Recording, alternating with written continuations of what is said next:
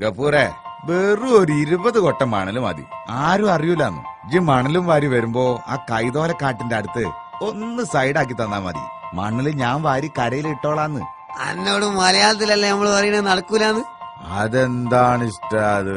ഒന്നുമില്ലെങ്കിലും നമ്മള് നാട്ടുകാരല്ലേടോ ഗഫൂറെ. നാട്ടുകാരനല്ല, ഇനി സ്വന്തം വാപ്പായിട്ടും കാര്യല്ല. ആകെ കോയമാന്തരായിട്ട് കിടക്കാണ്. ആ കിളിയോട് പോയി. എന്നാൽ ഈ മനസ്സ് വെച്ചാൽ നടക്കൂ. വെറും 20 കൊട്ട മണലിന്റെ പെർമിറ്റിന് വേണ്ടിയിട്ട് 40 വട്ടം പഞ്ചായത്ത് കയറി ഇറങ്ങാൻ എനിക്ക് പറ്റൂലായിട്ടാ ഗഫൂറെ. മോനെ, എനക്ക് നമ്മൾ പറയുന്നതിന് ഗൗരവം പിടിയിട്ടില്ലേ? കോഴിക്കോട് കലക്ടറെ 1-2 ഹംക്കുകൾ ആക്രമിച്ചില്ലേ? അതിന്റെ പേരില് ഞമ്മളെ പോലത്തെ ചെറുകിട വാരലുകാരും പെട്ടിയെടുക്കാണ്. മര്യാദയ്ക്ക് ഒരു കൊട്ട മണല് വാരി കൂലി അരി വാങ്ങാൻ പറ്റാണ്ടാക്കി. എന്നാലാ കിളി അങ്ങോട്ട് പോയി. ഏത് കിളി?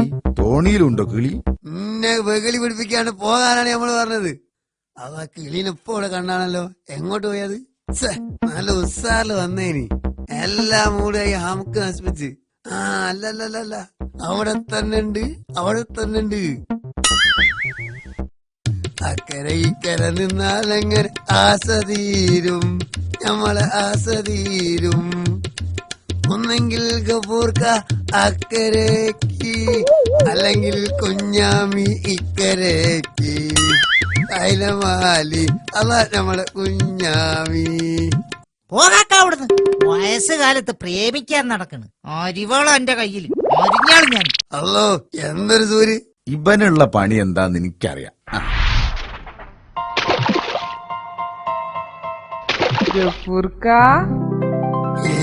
ഉറങ്ങി എണീക്കുമ്പോഴത്തേക്കും പാൽപ്പായസോ?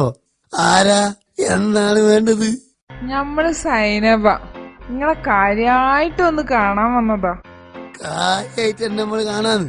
എന്ത് വേണേലും ഞമ്മള് തരാം. തരുവോ? തരും. ഞമ്മക്ക് കൊറച്ച് പൂയി തരുവോ? കൊറച്ചോ? വേണമെങ്കിൽ തോണി മൊത്തം അങ്ങോട്ട് തരാം. ഈ പോയങ്ങോട്ട് എഴുതി തരാം, പോരെ? മതി. തൽക്കാലം ഒരു 2 കൊട്ട കൂടി ഇതിലേക്ക് ഇട്ടോളൂ. ഇപ്പൊ ശരിയായി തരേ.